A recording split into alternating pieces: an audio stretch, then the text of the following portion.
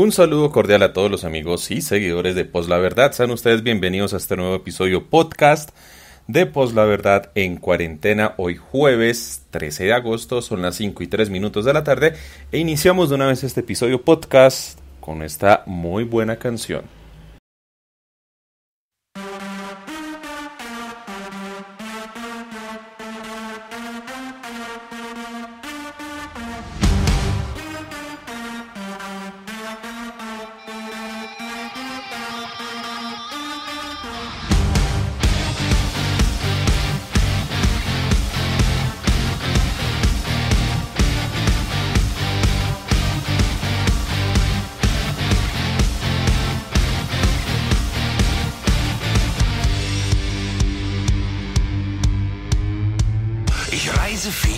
Ich reise gern, fern und nah und fern.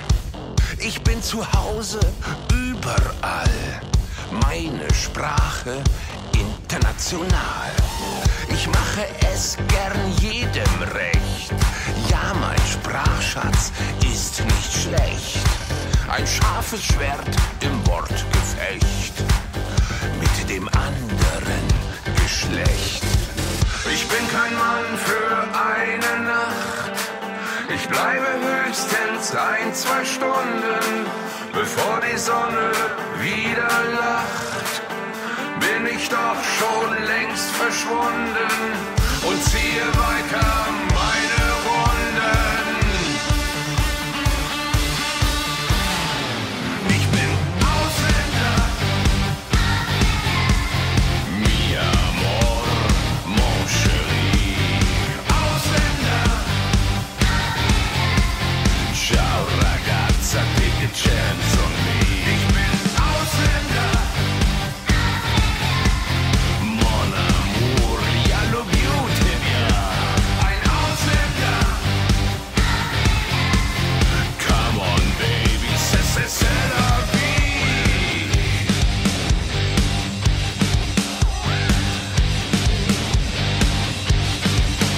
Andere Länder, andere Zungen. So hab ich mich schon früh gezwungen, dem Missverständnis zum Verdruss, dass man Sprachen lernen muss.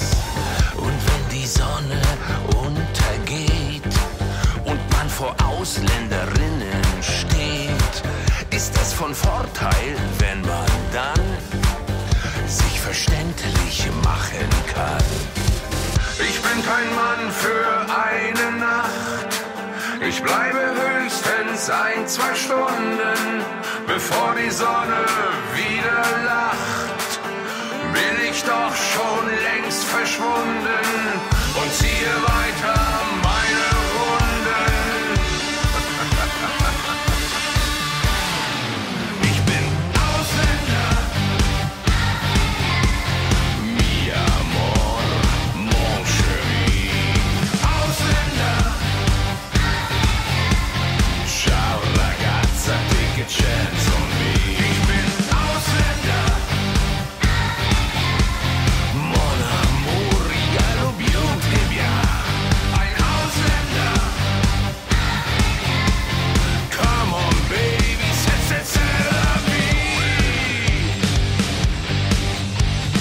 Du kommen mit, ich dir machen gut. Du kommen mit, ich dir machen gut. Du kommen mit, ich dir machen gut.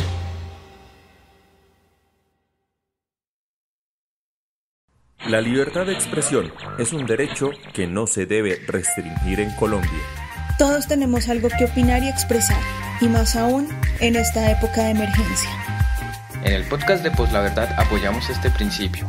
Únete y participa en nuestras transmisiones de lunes a viernes a las 5 de la tarde. Síguenos en Twitter en @postlaverdad. Contáctanos y charla con nosotros en uno de los programas. Porque todos somos Post La Verdad.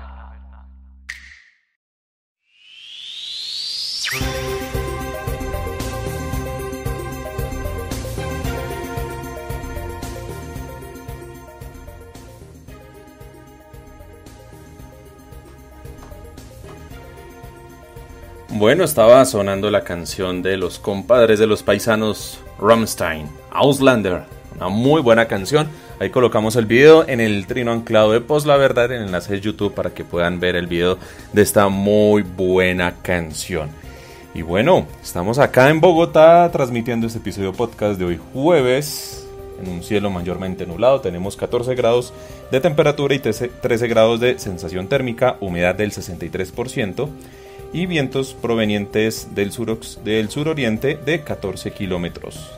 El atardecer será a las 6:09 de la tarde y el amanecer mañana será a las 5:52.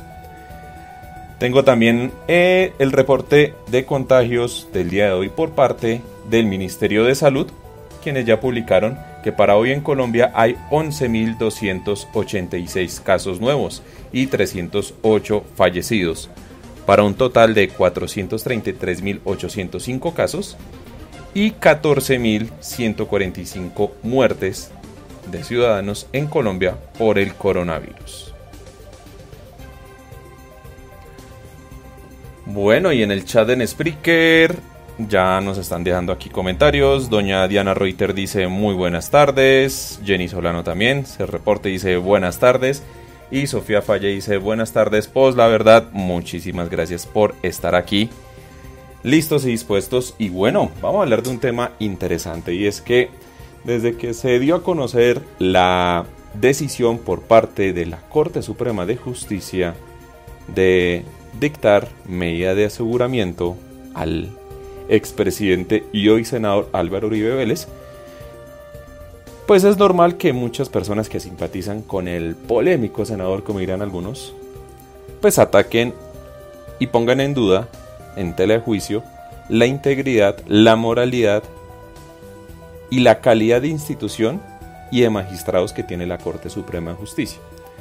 Curiosamente, revisando redes sociales y mirando los argumentos de muchos de los que critican, dicen que la Corte Suprema de Justicia está permeada por las FARC, por la izquierda, que esto hace parte de una estrategia de lo que se firmó en el acuerdo de paz en La Habana para entregarle el país a las FARC. O sea, nos vienen entregando el país a las FARC desde hace más de 4 años o 5 años, más o menos.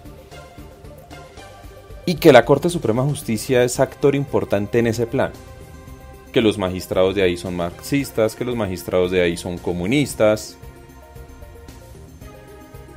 y que están desconociendo que Uribe tiene el respaldo popular y que ha sido el mejor presidente de la historia, el gran colombiano, duélale quien le duela, y así. Pero desconocen lo que es la Corte Suprema de Justicia como tal. Desconocen cómo funciona el organismo superior de la jurisdicción ordinaria en Colombia. ¿Qué es eso de la jurisdicción ordinaria? ¿Qué es eso de la corte? ¿Qué es eso de una sala de instrucción? ¿Qué es la sala penal? ¿Qué es la sala civil?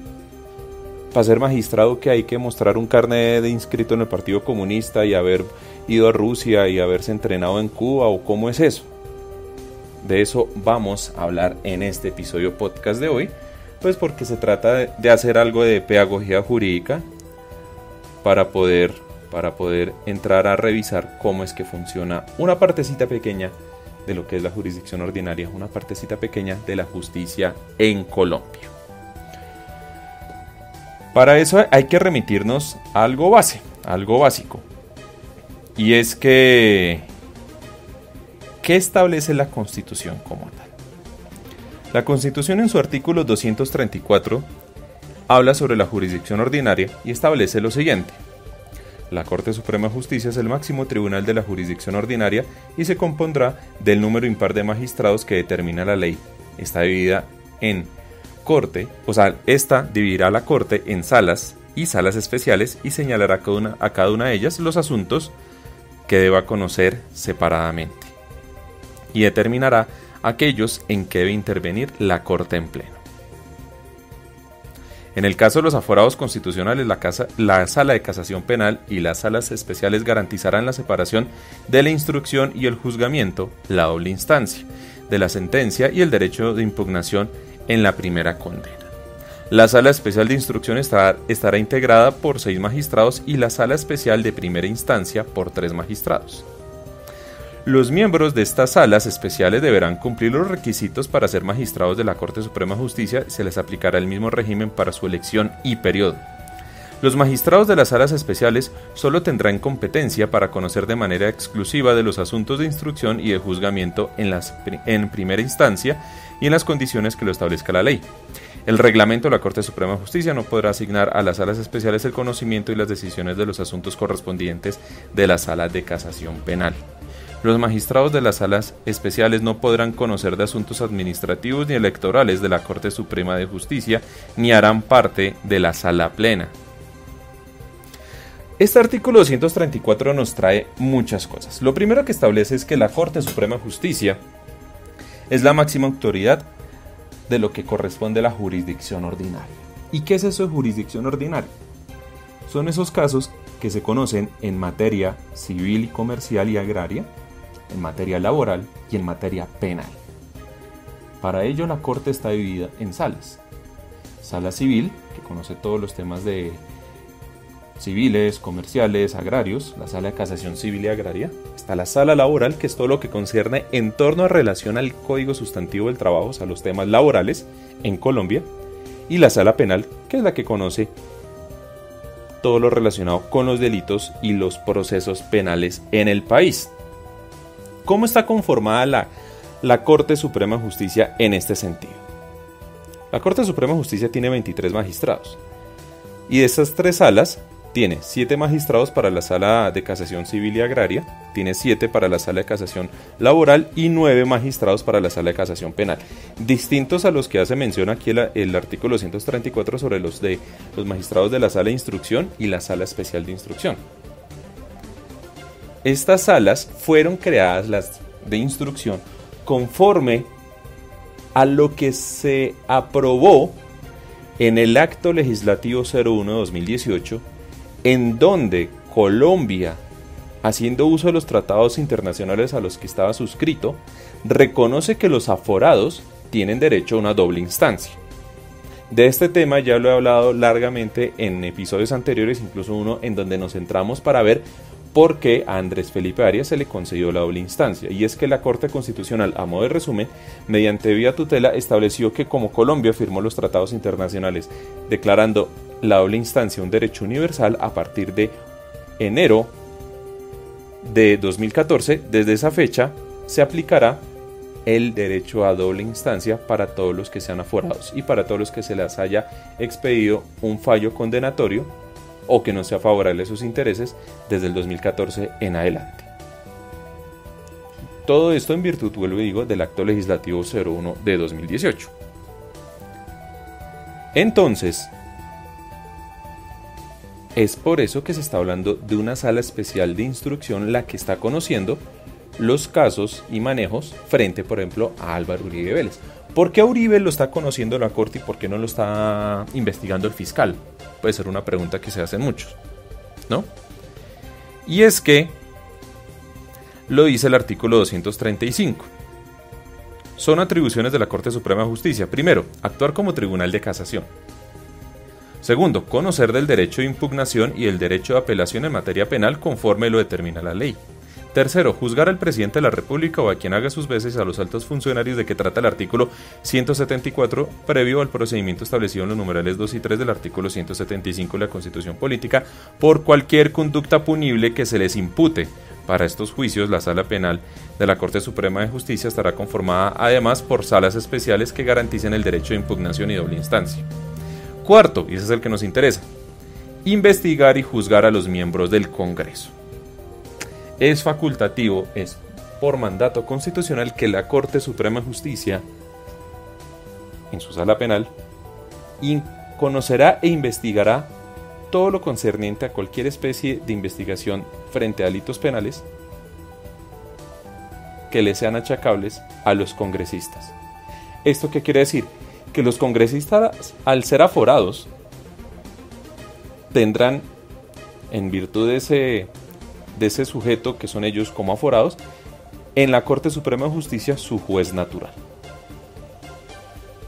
Ni la fiscalía, ni un juez promiscuo, ni un juez penal, ni del circuito, no, nadie de ellos van a estar conociendo de estos casos, solo la Corte Suprema de Justicia. Es por eso que Uribe está siendo investigado y va a ser juzgado por la Corte Suprema de Justicia. Entonces unos uribistas decían, pero es que si Uribe es expresidente, a él lo debe cobijar ese fuero presidencial y ser investigado por la Comisión de Acusaciones de la Cámara de Representantes. Pues no. Uribe, al ser expresidente, deja de tener ese fuero presidencial. La Comisión de Acusaciones de la Cámara de Representantes es el juez natural del presidente de la República y de los magistrados de las altas cortes. Y cobijan, en términos de tiempo, el tema de expresidentes frente a algunos hechos. De resto, de ahí para adelante, nada. Es más, Uribe renunció a sus condiciones de expresidente al postularse para allá en el 2014 para ser congresista. Entonces todas sus atribuciones, obligaciones y derechos empiezan a ejercerse como congresista, más no como expresidente. Y es por eso que la Corte Suprema de Justicia es su juez natural. Esto Uribe lo sabía. Es más, la misma Lina Moreno de Uribe, muchas veces, y lo dijo en diversas entrevistas, le pedía a Uribe que no se posesionara como congresista porque ella no quería que la Corte Suprema de Justicia, y los muchos uribistas también se lo pedían, lo empezara a investigar por los muchos hechos de lo que Uribe estaba siendo sujeto de investigación conforme a los 8 años de presidencia. Y pues dicho y hecho, sucedió el debate de parapolítica convocado por Iván Cepeda. Uribe denuncia a Iván Cepeda, la Corte Suprema de Justicia inicia la investigación correspondiente, se da cuenta que a Iván Cepeda no hay nada que investigarle, archivan el proceso y lo que deciden es que encuentran pruebas suficientes para abrir indagatoria y proceso de investigación en contra del hoy senador Álvaro Uribe Vélez. Entonces, si se dan cuenta, nos hemos estado moviendo todo esto dentro del marco que nos ha establecido la Corte Suprema de Justicia a través de la Constitución colombiana. Pero hablemos un poquito qué es eso de la jurisdicción ordinaria y cómo es que llegan los magistrados a las altas cortes. Ellos no es que florezcan en el camino y se postulen y lleguen así como si nada, no. Para ser magistrado hay que cumplir una serie de requisitos que aquí la misma Constitución no lo establece. Artículo 232. Para ser magistrados de las Cortes Constitucional, Corte Suprema de Justicia y el Consejo de Estado se requiere, primero, ser colombiano de nacimiento y ciudadano en ejercicio. Segundo, ser abogado. Tercero, no haber sido condenado por sentencia judicial o pena privativa de la libertad, excepto por delitos políticos o culposos. Cuarto, haber desempeñado durante 15 años cargos en la rama judicial o en el Ministerio Público o haber ejercido con buen crédito por el mismo tiempo la profesión de abogado o la cátedra universitaria en disciplinas jurídicas en establecimientos reconocidos oficialmente. Para el cargo de magistrado de la Corte Suprema de Justicia y el Consejo de Estado, la cátedra universitaria deberá haber sido ejercida en disciplinas jurídicas relacionadas con el área de la magistratura a ejercer. Parágrafo. Para ser magistrado de estas corporaciones no será requisito pertenecer a la carrera judicial. Como se dan cuenta, aquí se habla que quien sea magistrado tiene que cumplir unas condiciones, unas características especiales. Ser colombiano de nacimiento y ciudadano en ejercicio. Ser abogado. No haber sido condenado mediante sentencia judicial a pena privativa de la libertad. Haber ejercido por 15 años cargos dentro de la rama judicial o el Ministerio Público. El Ministerio Público y la Procuraduría. O haber ejercido durante ese tiempo, a buen crédito, la profesión de abogado o la cátedra universitaria. Entonces, si se dan cuenta, aquí no es que llegue el primer aparecido y diga yo quiero ser magistrado y soy enemigo de Uribe y porque sí quiero serlo, entonces le entregan su carnet, venga, condene a Uribe, métalo a la cárcel. No. Aquí se establece unas cualidades y unas calidades a la persona que quiera ser magistrado. O sea, aquí no llega, vuelvo y digo, el primer aparecido. Aquí llega alguien con experiencia, 15 años le preceden de experiencia, ya sea en la rama judicial, ya sea como abogado, haciendo buen uso de su profesión, honrando su tarjeta profesional,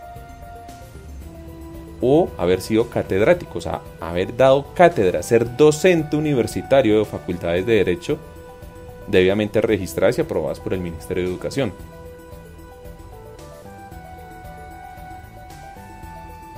Normalmente, y lo que ha dictado la experiencia es que la mayoría de los magistrados que llegan a las altas cortes son personas que, más que la cátedra y más que la profesión como tal, han sido funcionarios judiciales, o sea, han hecho parte de la carrera judicial. Y es que el llegar a ser magistrado es la más alta dignidad que puede haber a una persona que es abogado y que le gusta el tema de la carrera judicial como vocación y como profesión a ejercer a través de su tarjeta profesional de abogado, por ejemplo. Recordemos que en su momento el ex procurador Alejandro Ordóñez, antes de ser procurador, también había sido consejero de Estado, o sea, había sido magistrado del Consejo de Estado. Entonces Ordóñez, por ejemplo, cumplía con todas estas características para ocupar tal dignidad. Que las haya ejercido bien o mal ya es otra cosa. Pero afortunadamente, y la virtud que tienen estos organismos colegiados es esto mismo, que son colegiados, que quiere decir que sus decisiones no corresponden a sentimientos unilaterales momentáneos del magistrado de turno, sino que deben ser obedecidos frente a un debate que se hace en sala con los demás magistrados, al cual toda decisión deberá ser sometida a votación, y la mayoría decidirá. Por eso la Constitución dice que las salas deberán estar conformadas por número impar, pues para que no vaya a haber empates y siempre haya uno que logre desempatar, en el dado caso que haya pues un empate para tomar una decisión.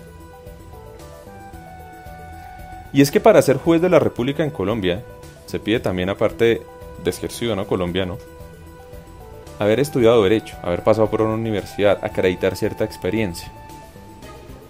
Para ser magistrado de tribunal también.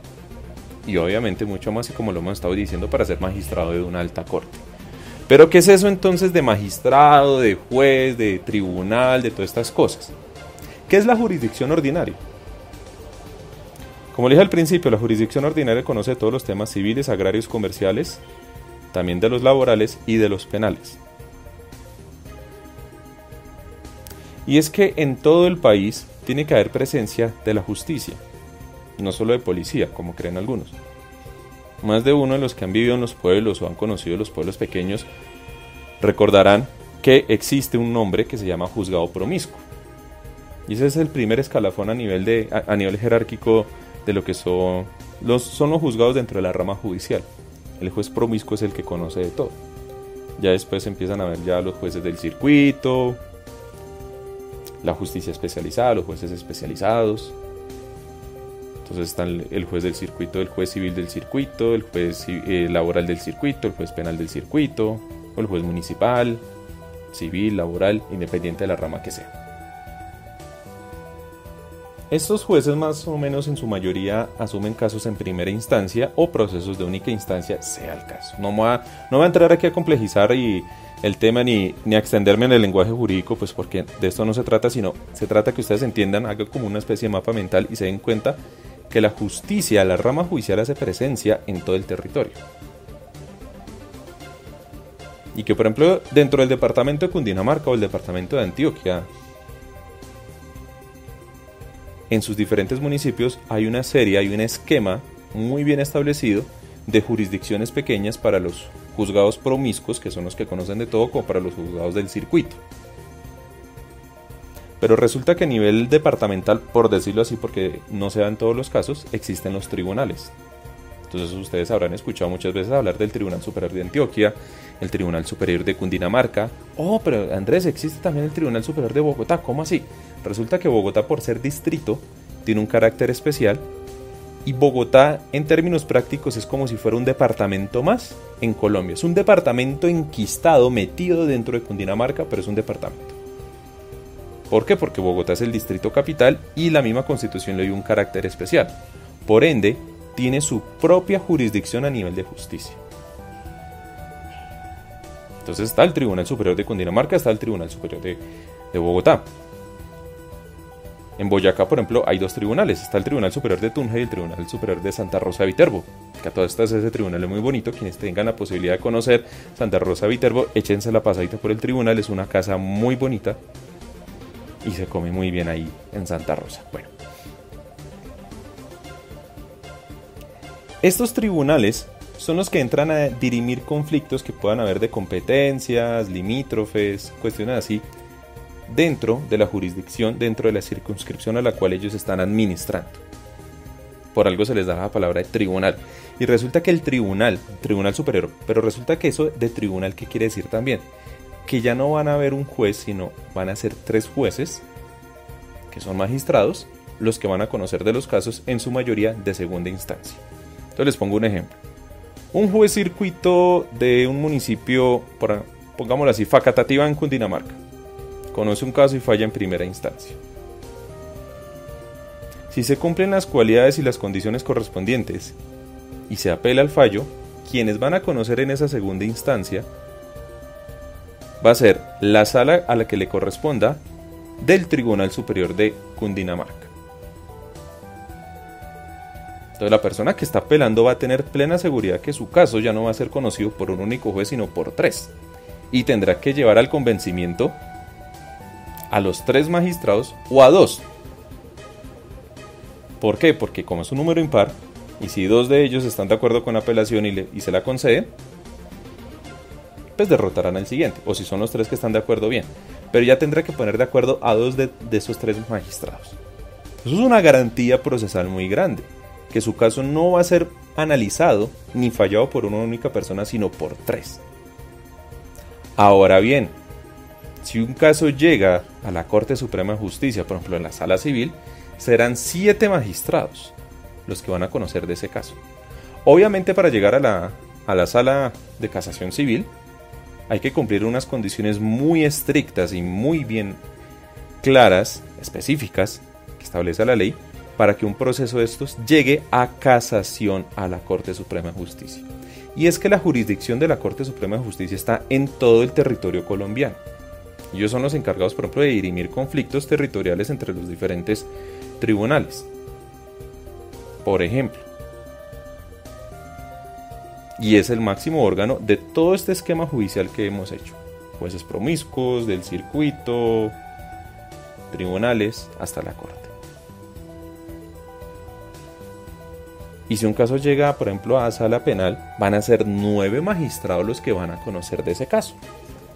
Pero no solo son 9 magistrados como piensan muchos. Ay, es que esos magistrados se dejan comprar. Entonces, ¿qué tan factible es entrar a comprar un magistrado? ¿Qué tan barato puede llegar a ser comprar un magistrado? Comenzando que un magistrado, por equivalencia salarial, gana lo mismo que un congresista, gana lo mismo que un procurador. Porque resulta que las 3 ramas del poder público, en virtud de la base constitucional de la cual estableció la estructura básica del Estado, es que todas las 3 ramas están por igual, no hay una que esté por encima de la otra, pero cada una conoce de unos campos en los cuales las otras 2 no se pueden meter. Ay, pero es que los congresistas se corrompen. Sí, usted puede corromper un congresista, 2 congresistas, pero vaya a corromper lo suficientes para que en un debate, en un proyecto de ley, les hagan quórum y se lo voten. Ahora bien, es mucho más complejo en la rama judicial. ¿Por qué? Porque la rama judicial, en la Corte Suprema de Justicia, en cada sala, no solo están los magistrados titulares, que son los que conocen de cada proceso, de los cuales son ponentes, sino que cada magistrado tiene un equipo de trabajo, que alrededor son de entre 4 a 6 magistrados auxiliares, incluso más dependiendo de la complejidad de los casos que maneje, los cuales son los que van a trabajar de la mano con el magistrado titular para sacar una determinada ponencia. Entonces, para no irme enredando, van a decir, Andrés, ¿pero qué es eso de ponencia? Yo no entiendo. Resulta que cada vez que llega un caso a la corte, por ejemplo la sala penal, hay un sistema, hay un mecanismo que consiste en repartir los procesos al azar para que todos lleguen a cada magistrado en particular en condiciones normales, de igualdad. Entonces llega el caso tal a un magistrado de la sala penal de la Corte Suprema de Justicia. Ese magistrado, como está con su equipo de trabajo, que son los magistrados auxiliares, quienes tienen las mismas cualidades y calidades para ser magistrados titulares, ellos empezarán a conocer cada uno de esos casos que les llega para hacer ponencia por parte de su magistrado titular, o sea, de su jefe, y conforme a las instrucciones que éste les dé, ellos empezarán a proyectar el proceso y el fallo el cual cuando lo tengan listo, el magistrado titular tendrá que presentarlo en sala penal, que son los miércoles, si mal no recuerdo. Tendrá que presentarlo a los otros 8 magistrados, ellos lo analizarán y dirán si están de acuerdo o no con la ponencia de sentencia que han presentado. Si esa ponencia es derrotada en la sala, o sea, de los 8, digamos que la mayoría vota que no están de acuerdo, la ponencia se sortea con otro magistrado. Pero si todos están de acuerdo o la mayoría están de acuerdo, por ejemplo 5 están de acuerdo frente a 4, el fallo sale, se publica y se notifica. Entonces es un fallo que pasó por las manos, primero, del magistrado titular, segundo, de los magistrados auxiliares que conocieran el proceso, tercero, que fue examinado por los otros 8 magistrados, fue controvertido, fue debatido, fue argumentado, contraargumentado, y en virtud de ello, ellos toman una decisión, y eso es una decisión mayoritaria. Y es que resulta que los fallos judiciales, todos, tienen que ser basados por la ley. Y no es porque lo diga yo, es porque es un mandato constitucional. Lo dice el artículo 230. Los jueces, en sus providencias, las providencias son todos los actos que expide un juez, por decirlo así de forma práctica, solo están sometidos al imperio de la ley. La equidad, la jurisprudencia, los principios generales del derecho y la doctrina son criterios auxiliares de la actividad judicial. Esto último son las fuentes del derecho, lo que uno estudia cuando uno está en la universidad. Y es que resulta que los jueces tienen que fallar conforme a la ley, no pueden salirse de ella. Entonces, cuando uno entra a revisar el tema de la orden de detención domiciliaria en contra del ex senador Uribe en sus 1500 páginas, uno se da cuenta que en esa providencia, en ese reguero de hojas, el cual fue votado por los mismos 5 magistrados, encontraron que habían razones en derecho para determinar la detención de Uribe. Obviamente los uribistas no van a revisar esto, pero si uno revisa, y si se hace el ejercicio de revisar la providencia, en ningún momento esta está con tintes políticos o con ideologías. No tiene para nada una carga simbólica, ideológica, política, no. Esto es un documento en derecho, una providencia sustentada conforme a las pruebas allegadas y practicadas para fundamentar esta decisión.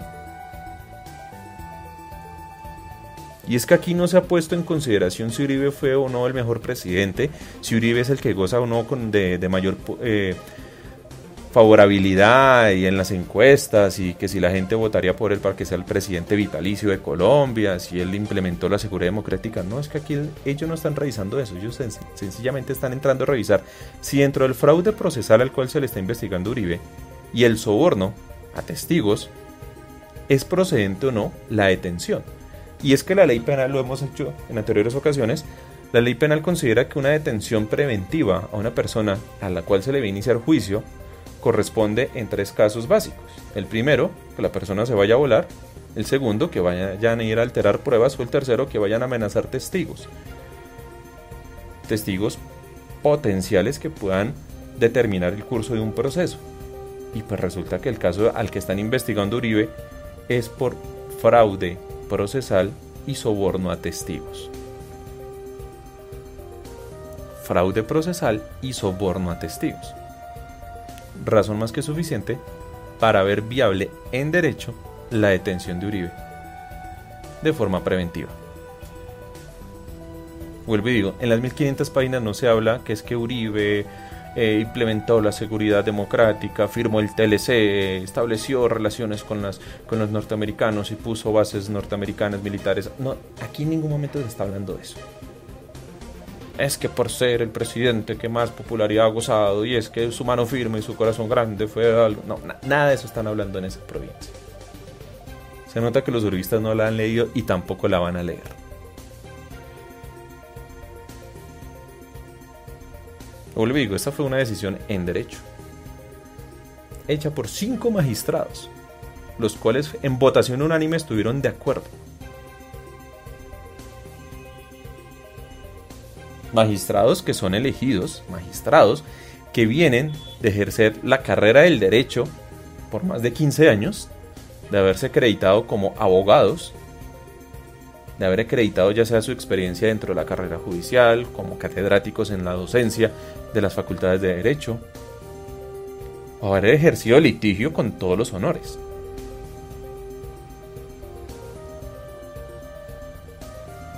Debe ser por eso que cuando le hacen la pregunta a Abelardo de la Espriella que si le gustaría ser magistrado de corte o algo así, él escurre el bulto diciendo que no, que él para esas cosas no se va a prestar. Pues claro, si él mismo lo ha dicho, la ética y la moral nada tienen que ver con el derecho. Bueno, son las 5:39 minutos. Hagamos una pequeña pausa. Vamos a irnos con una cancioncita, hagamos corte musical y ya volvemos para finalizar frente a este tema haciendo pedagogía jurídica de cómo funciona la Corte Suprema de Justicia y entender el por qué sus decisiones se basan en derecho y no en sentimientos políticos o venganzas ideológicas como lo hacen ver los uribistas.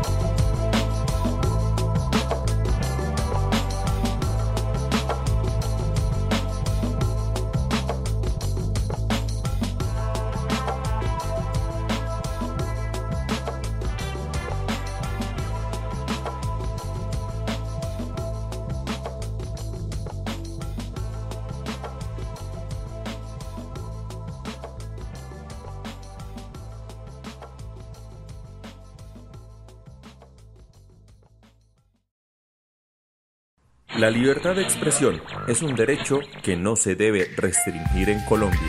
Todos tenemos algo que opinar y expresar, y más aún en esta época de emergencia. En el podcast de Pos la Verdad apoyamos este principio. Únete y participa en nuestras transmisiones de lunes a viernes a las 5 de la tarde. Síguenos en Twitter en @poslaverdad. Contáctanos y charla con nosotros en uno de los programas. Porque todos somos Pos la Verdad.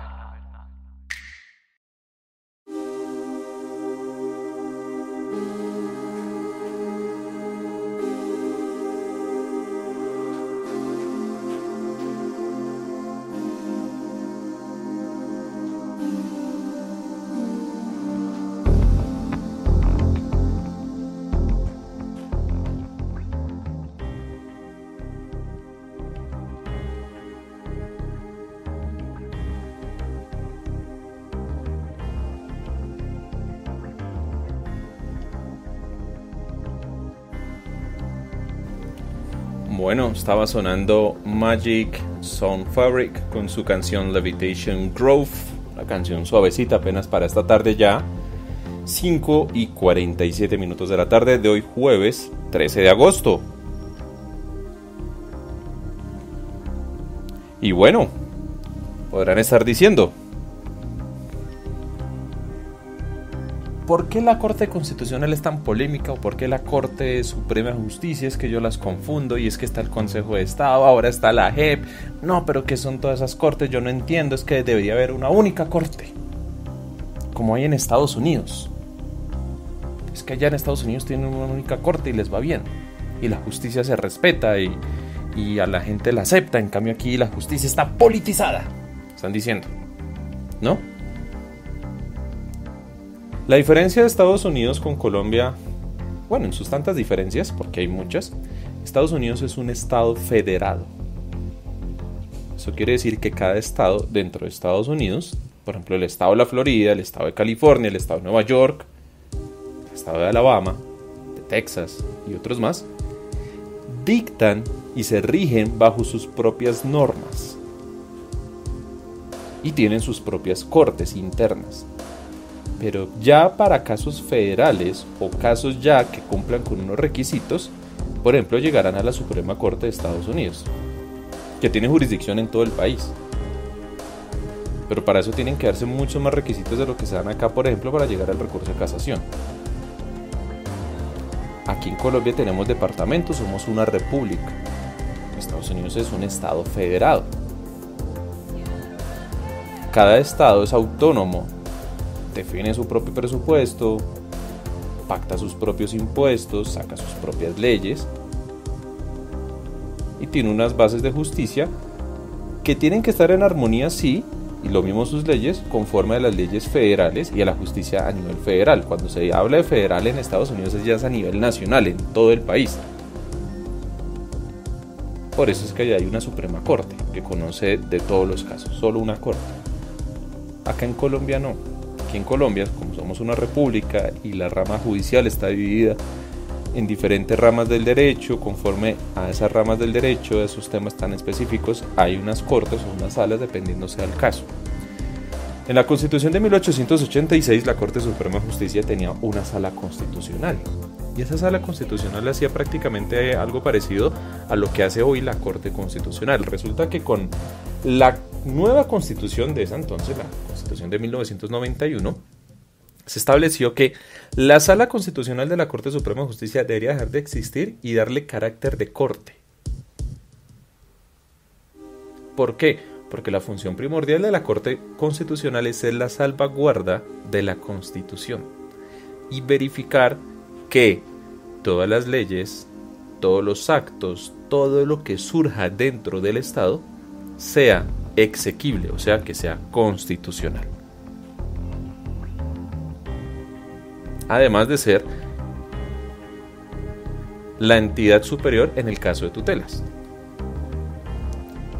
Entonces la Corte Constitucional revisará, conforme a su propia discrecionalidad, todos los fallos de tutela que se hayan emitido en primera o en segunda instancia, dada su complejidad, dado lo polémico que pueda ser un caso, o la urgencia o la necesidad que haya para dictar jurisprudencia frente a esto. ¿Por qué las jurisprudencias son tan importantes? ¿Por qué la jurisprudencia de las altas cortes es tan importante? Porque con la misma jurisprudencia se constituye el derecho. Resulta que, como lo mencioné hace un momento leyendo la Constitución, las fuentes del derecho, aparte de la ley, es la costumbre, la doctrina y la jurisprudencia. Y es que la jurisprudencia es el precedente de las cosas. Y es en lo que las cortes a futuro van a estar analizando conforme a fallos que hayan sucedido en el pasado para poder establecer una línea jurisprudencial y buscar no salirse de esa tendencia, salvo siempre y cuando se justifique llevar una nueva interpretación de un caso en concreto, a pesar de que éste haya tenido precedentes judiciales diferentes, por decirlo así. ¿Por qué? Porque las cortes entienden que también estamos en una sociedad cambiante, que hay nuevas tecnologías, hay un nuevo sentir de la sociedad. ¿Y qué es lo que hace el derecho? Regular la actividad social. Es una ciencia social que estudia el ser humano y regula su actividad y su relación con los demás seres humanos en un territorio. Y resulta que las costumbres cambian. Las leyes se podrán demorar muchas veces en cambiar, pero la jurisprudencia no. La jurisprudencia, las cortes, cada uno de los magistrados que nutren la justicia, que nutren las sentencias, son conscientes de las realidades que se están viviendo. Entonces, venir a decir que hay que derogar las altas cortes y poner una única corte, eso es populismo, eso es absurdo. Y eso es solo una mera distracción que hacen los uribistas para buscar deslegitimar la justicia y decir que es necesario ya sacar un referendo para que la ciudadanía vote si está o no a favor de las sentencias de las altas cortes. Y es que resulta que la ciudadanía nunca va a estar al nivel, así suene feo, así suene crudo, pero es la realidad, nunca va a estar al nivel, el populismo nunca va a estar al nivel de la preparación, tanto en experiencia como en conocimiento, que pueda tener un juez, un magistrado, una sala de magistrados. Y es que Uribe siempre la ha cargado desde que era presidente en contra de la justicia. Voy a poner un audio que ya lo he puesto muchas veces, pero es que viene a colación y nos sirve de ejemplo. ¿Qué piensa el doctor Fernando Londoño, el número 2 del Centro Democrático, aquel que dicta cátedra uribista todos los días y que dicta la línea de pensamiento que han de tener los uribistas sobre lo que es la Constitución? Y por qué el doctor Londoño establece y dice que la Corte Constitucional, la Constitución como tal, son una dictadura. Álvaro Uribe estaba trabajando en lo que la gente estimaba que era lo esencial: el tema de la seguridad, el tema del desarrollo económico y el tema de la inclusión social. Y ganó las elecciones y las ganó ampliamente, y vino la reelección y las volvió a ganar ampliamente, hasta que la Corte Constitucional resolvió que la reelección de Álvaro Uribe sería imposible para un tercer mandato y para cualquier otra época, lo que es obviamente un abuso de la autoridad de la Corte y un golpe de Estado que le dieron a los electores colombianos. ¿Cómo le parece? Álvaro Uribe quedó para siempre excluido, porque ya fue 2 veces presidente y no puede volver a hacerlo nunca más. En una teoría que tiene la Corte Constitucional, cuando no le gustan los actos legislativos, o sea, los reformatorios de la Constitución, la Corte saca a relucir la gran teoría de la sustitución de la Constitución, y con eso logra hacer un control constitucional que debiera ser solamente de vicios de forma a convertirlo en un control de fondo. Y eso fue lo que ocurrió precisamente con la reelección del presidente Uribe. La Corte hace lo que le da la gana y da golpes de Estado cuando le da la gana, y ha hecho con la Constitución política lo que le ha dado la gana. Aquí no elegimos una Corte Constitucional, elegimos un constituyente, elegimos un legislador, elegimos un poder omnímodo. Aquí hay una dictadura, que es la dictadura de la Corte Constitucional, sea la verdad dicha.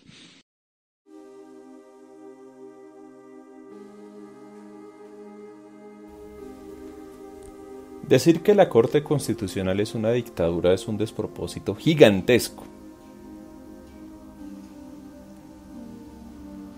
Y podría venir fácilmente del más ignorante de los ignorantes. Pero no, resulta que este postulado el cual está siendo acogido muy fuertemente por los uribistas, viene de Fernando Londoño Hoyos, abogado, especializado, docente, profesor de Derecho Constitucional. Fue ministro del Interior y de Justicia en el inicio del gobierno de Uribe en el 2002. Entonces, ¿cómo es posible que una persona que puede ser tan brillante como lo es Londoño, el doctor Londoño, diga estas cosas? Resulta que el doctor Londoño no está hablando con la razón de las leyes, del funcionamiento de la justicia, sino que está hablando bajo la razón del populismo puro y duro, aprovechándose la ignorancia de muchos de sus seguidores. Resulta que muchas personas no saben cómo funciona la justicia, no saben todo esto que llevo diciendo en 57 minutos que llevo aquí, 54 minutos que llevo aquí de programa, hablando de sobre cómo funciona la justicia, cómo se nombran un magistrado, cómo se llega a ser magistrado, cómo se conforman las salas. No, ellos están diciendo que no, que lo de la Corte Constitucional, que la Corte Suprema de Justicia, las altas cortes, pura bronca con Uribe. Londoño pretende que la gente asuma que el populismo de Uribe lo está combatiendo el populismo de las cortes. Y para nada, en nada, las cortes, la jurisprudencia funciona a base de populismos. La justicia no puede ser populista. La justicia no obedece bajo esos fundamentos tan básicos, tan primarios, como el de una persona que sale a votar porque le dio broncas que el otro candidato hablara mal de su ídolo Uribe, por ejemplo. Resulta que los magistrados de la Corte Constitucional, los magistrados de la Corte Suprema de Justicia o los consejeros del Consejo de Estado no salen a votar berracos, conforme a las fake news que les hagan llegar a sus WhatsApps o a sus correos. Ellos no se creen el cuento de la ideología de género, del rayo homosexualizador. Ellos no se creen el cuento del castrochavismo. Ellos basan sus sentencias conforme a su experiencia profesional, a su experiencia académica, pero también a las leyes y a la jurisprudencia existente. Entonces, venir a decir que los magistrados están comprados, que la corte está comprada, es un despropósito.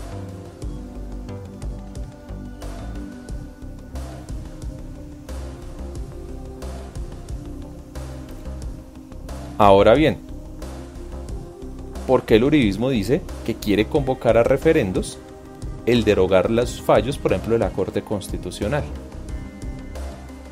Porque es lo mismo que estaba diciendo hace un momento, es buscar combatir con populismo los fallos judiciales. Lo cual es absurdo.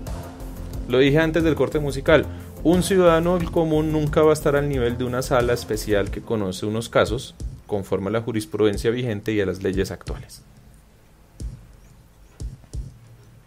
Y someter a populismo, a votación popular, el mantener o no una sentencia, es igual de equivalente de lo que dice la Biblia, no sé la historia, lo desconozco a nivel histórico, de lo que hicieron con Jesús y Barrabás, de ponerlos los dos a la plaza pública y entre más aplaudan ahí con el aplausómetro ahí, definir a quién liberaban y a quién condenaban, a quién mandaban a la cruz y a quién liberaban. Y los creyentes sabrán muy bien a quiénes liberaron. ¿Por qué? Porque controlar a las masas es más fácil que controlar a un grupo especializado de jueces que se tiene que ceñir estrictamente a lo que establece la ley. Obviamente el sistema no es perfecto, no hay sistema perfecto, y quienes sean ingenieros de sistemas muy bien lo han de saber. Si en sistemas siempre todo programa, todo sistema operativo, toda aplicación está susceptible a bugs, a fallos, el sistema judicial también lo está. El sistema político también lo está. El sistema legal en Colombia también lo está. Y sí, hay muchas fallas.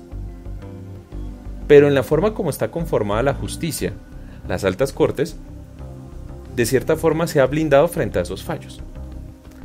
A esos fallos me refiero a errores. Entonces van a decir, pero Andrés, es que las cortes son antiuribistas. No, la corte no es ni uribista ni antiuribista. Recuerden que las entidades públicas en la rama judicial son apolíticas. No obedecen con sentimientos políticos, sino obedecen con la razón de las leyes y la jurisprudencia. Y voy a traer aquí a colación a dos nombres que han estado en la Corte Constitucional. El primero, ustedes sabrán muy bien quién es, Jorge Ignacio Pretel. Fue magistrado desde marzo del 2009 hasta marzo del 2017. Fue magistrado y fue presidente por un año de la Corte Constitucional.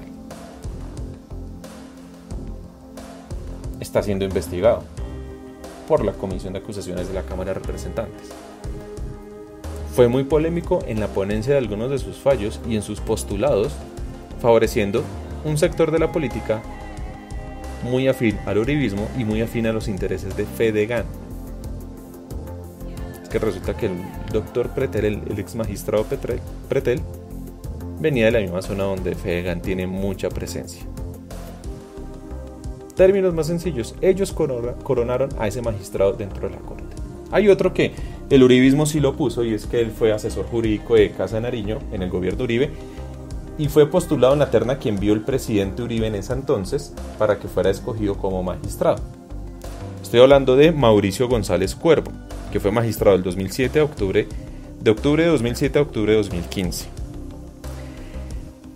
Él fue con la única función y misión primordial, no para administrar justicia, no para buscar fallos en equidad y en derecho, no para hacer más amigable el acceso a la justicia, no. Su único fin, el cual Uribe lo postuló en la terna para que fuera escogido como magistrado de la Corte Constitucional, era para hacer presión y lograr que la misma Corte Constitucional le aprobara el referendo de su segunda reelección. Es que Uribe ya había sido reelegido y Uribe quería otra vez otra reelección. Y la Corte Constitucional en la primera sentencia, hablando sobre el tema de la reelección, dijo: la reelección no es incompatible en el ámbito constitucional, pero esta solo se puede dar únicamente por una única vez por presidente. O sea, un presidente puede aspirar a ser reelegido únicamente para un periodo y no más. Este magistrado, Mauricio González Cuervo, llegó a la Corte Constitucional, presionó, movió, hizo lo que más pudo y aún así fue derrotado por los demás magistrados de la Corte Constitucional, que establecieron que lo que se había ordenado unos cuantos años antes tenía que cumplirse y que sencillamente la Corte Constitucional no iba a permitir que una persona se reeligiera a perpetuidad, y mucho menos que fuera convocado mediante referendo. ¿Por qué? Porque la justicia no obedece a sentidos populistas. Entonces, ¿qué dice Londoño frente a eso? ¿Qué dicen los uribistas? Ustedes ya lo escucharon. Es que Uribe estaba gozando de popularidad y se presentó a la primera elección y ganó, y se presentó a la segunda y ganó, y se quería presentar a otra y no, y la Corte Constitucional no dejó, y es que la Corte Constitucional decidió por todos los colombianos, le hizo un golpe de Estado. Los que querían hacer el golpe de Estado, los que querían pasarse por el ordenamiento jurídico existente, eran ellos. Aún hoy lo quieren seguir haciendo. Entonces, los uribistas han logrado meter magistrados en las altas cortes, sí, pero resulta que podrá llegar un magistrado 100% ideologizado, politizado, con la misión de buscar favorecer en todo lo que se haga allá adentro los intereses del uribismo. Resulta que esos magistrados salen vilipendiados, salen desacreditados, salen derrotados y no tienen que otra que asumir lo que decida la mayoría de la sala. Fue entonces que ese mismo magistrado, Mauricio González Cuervo, que se hizo hasta elegir presidente de corte, le tocó dar el comunicado de prensa diciendo que la Corte Constitucional no hablaba el tema de una nueva reelección y que por lo tanto quienes se fueran a presentar a presidente podrían ser todos los que cumplan los requisitos menos el presidente en ejercicio. Rueda de prensa que a Uribe no le gustó para nada, porque su emisario sencillamente fracasó. Entonces, con estos ejemplos y explicando de forma muy básica la estructura de la rama judicial, he querido contarles, decirles, que entiendan ustedes de primera mano, que logren ver cómo es que funciona la justicia en Colombia. Que hay jueces, que hay magistrados, que hay tribunales, que hay juzgados, que hay cortes, que hay salas, que las decisiones son en mayoría. Que si bien no hay sistemas perfectos, este busca hacerle frente y blindarse frente a muchas imperfecciones que al fin y al cabo, dentro de las relaciones humanas y como seres humanos, estamos sujetos al error. Entonces la garantía, o una de las tantas garantías que otorga la justicia en Colombia, es que sus decisiones se van a tomar en mayorías. Y que todas las personas, independientemente de quiénes sean, van a tener acceso a estas garantías, tanto procesales como legales y demás. Y que los jueces van a fallar conforme a las leyes y a la jurisprudencia existentes. Ellos no se pueden salir de ese marco. Porque incluso hay recursos tan extraordinarios como el de revisión, que puede permitir que un caso ya fallado pueda ser revisado, cumpliendo obviamente una serie de requisitos especiales.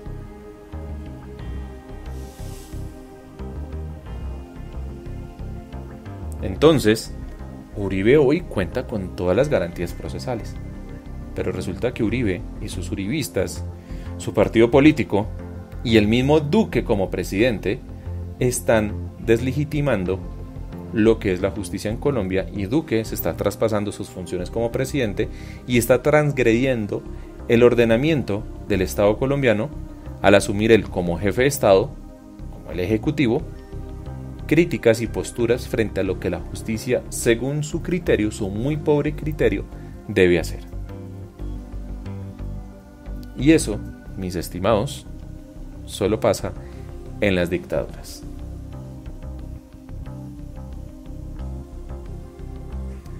Bueno, no siendo más, son las 6:08 p.m. Muchísimas gracias a todos ustedes por haberme acompañado en este podcast especial. He querido hablar con ustedes, he querido explicarles cómo es que funciona la justicia en Colombia. Espero que lo hayan entendido. No obstante, entiendo que este puede ser un tema complicado, complejo de entender, pero que esto no sirva para que se dejen engañar, por decirlo así, frente a algunos sectores o frente a lo que puede decir un periodista desde su ignorancia frente al funcionamiento de la justicia. Por ejemplo, venir a decir que, como le decía Luis Carlos Vélez o el mismo Julito, que la reserva del sumario debe ser levantada y que el proceso sea público y sea debatido por todos los colombianos. No. Una de las virtudes de los procesos es que gozan de reserva del sumario porque es una especie de protección para evitar eso, que el populismo llegue y haga de las suyas. Hasta en eso, la Constitución, las leyes, nos cuidan hasta de nosotros mismos. Si quieren revisar con más detenimiento esto, léanse los artículos 228 en adelante de la Constitución Política de Colombia, que ese es el título correspondiente a la rama judicial, en donde habla sobre ya sus disposiciones generales. Entonces, artículo 228 en adelante, ahí ustedes van a entender cómo, en su concepción más básica, está establecida la justicia en Colombia, y se darán cuenta un poquito qué es eso del Palacio de Justicia, qué es eso de las altas cortes y qué carajos es lo que ellas conocen y fallan al respecto. No siendo más, mi nombre es Andrés Balaguera. Mañana tendremos un nuevo episodio de podcast. El Twitter institucional es @poslaverdad. El Twitter mío es @JABP008. No siendo más, yo me despido porque son las 6 de la tarde. Son las 6 de la tarde y bueno, ya hemos llegado al final de este episodio podcast en Pos la Verdad. Hemos llegado hasta el final de este episodio podcast. Gracias por habernos acompañado.